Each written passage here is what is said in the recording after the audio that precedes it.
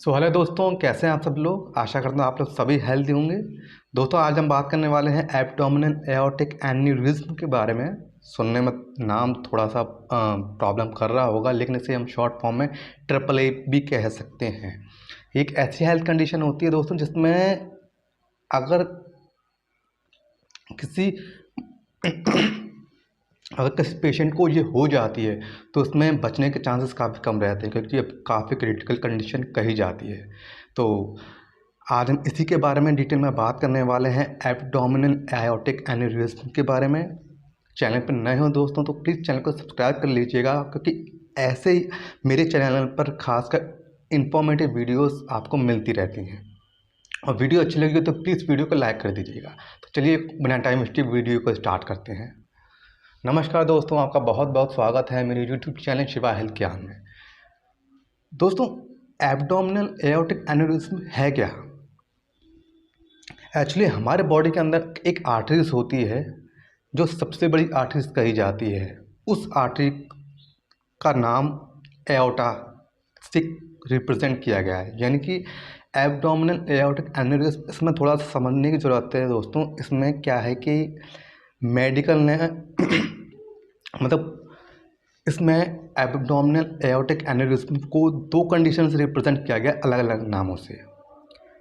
जो बॉडी में जो आर्टरी होती है जिसका काम खासकर हमारे हार्ट से ब्लड को लेके आना और बॉडी ऑर्गन्स तक पहुंचाने का काम ये एओर्टा करती है। मतलब आर्टरीज है, लेकिन इस कंडीशन को इसे इस नाम से रिप्रेजेंट किया गया है, एओर्टा से नाम से। मतलब आर्टरीज का काम होता है हार्ट से ब्लड लाना और ब्लड लेकर बॉडी ऑर्गन जैसे हमारे दिमाग, हाथ पैर, शरीर, हाथ पैर जो होते हैं, सिर होता है, वहाँ तक ब्लड को सप्लाई देना। तो इस कंडीशन को रिप्रेजेंट किया है एओर्टा से। ठीक है। बाद में जब ये आर्टरीज पेट के निचले हिस्से की तरफ आके वीक पड़ जाए और फिर ये एक बैलून की तरह फूल जाती है, इस कंडीशन को एन्यूरिज्म से रिप्रेजेंट किया गया है। और जब ये एन्यूरिज्म के कंडीशन में आ जाती है और उस टाइम पे ये एक बैलून की तरह फूल जाती है, और अगर ये बर्स्ट हो जाए यानी कि फट जाए तो सेरेब्रल ब्लीडिंग होना स्टार्ट हो जाती है, यानी कि लगातार ब्लीडिंग होना स्टार्ट हो जाती है, जिसमें बचने के चांसेस बहुत कम रहते हैं। अब मैं बात करूंगा दोस्तों कारण के बारे में कि किस कारण से ये प्रॉब्लम हो सकती है। तो इसके मेन 3 कारण हैं। पहला कारण है हाई ब्लड प्रेशर। जी हाँ दोस्तों, हाई ब्लड प्रेशर।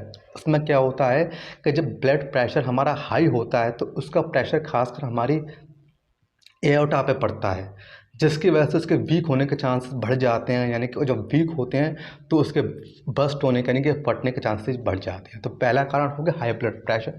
दूसरा कारण है दोस्तों आर्टरी का हार्ड हो जाना, यानी कि जब हमारे बॉडी के अंदर कोलेस्ट्रॉल की मात्रा लेवल बढ़ जाता है तो उसकी वजह से भी ये वीक हो सकती है।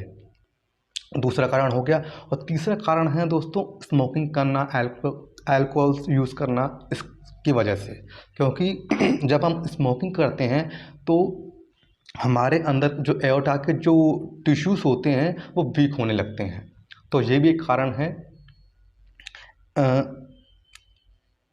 एब्डोमिनल एओर्टिक एन्यूरिज्म की बिगड़ने के।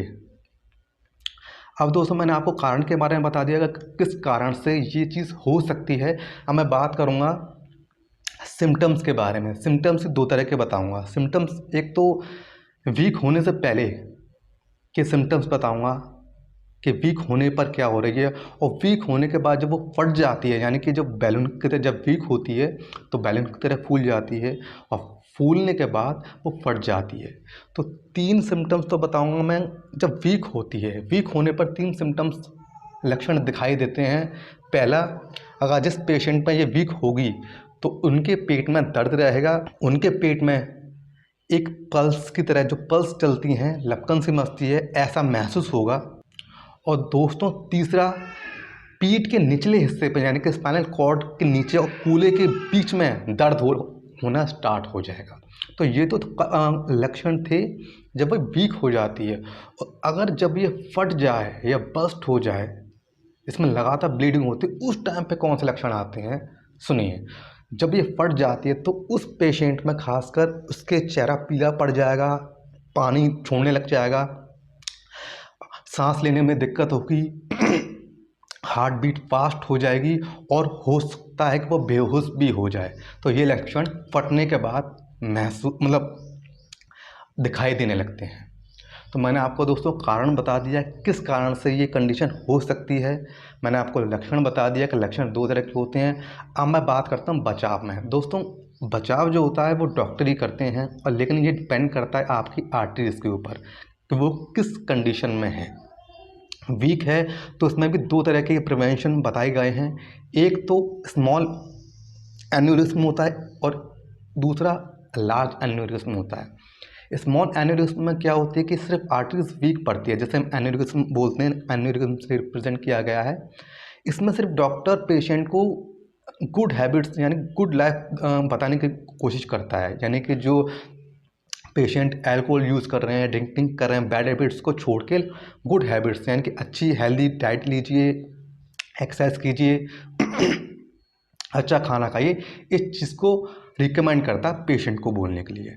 और लार्ज एन्यूरिज्म में क्या होता है दोस्तों, उसमें कंडीशन क्या होती है, फटने के चांसेस ज़्यादा हो जाते हैं। तो उसमें 2 तरह की सर्जरी डॉक्टर लोग करते हैं, जिसमें एक ओपन सर्जरी होती है, एक एंडोवैस्कुलर सर्जरी होती है। ओपन सर्जरी में खासकर ये लोग क्या करते हैं, जो पेट को फाड़ के आर्टरीज को रिपेयर करते हैं।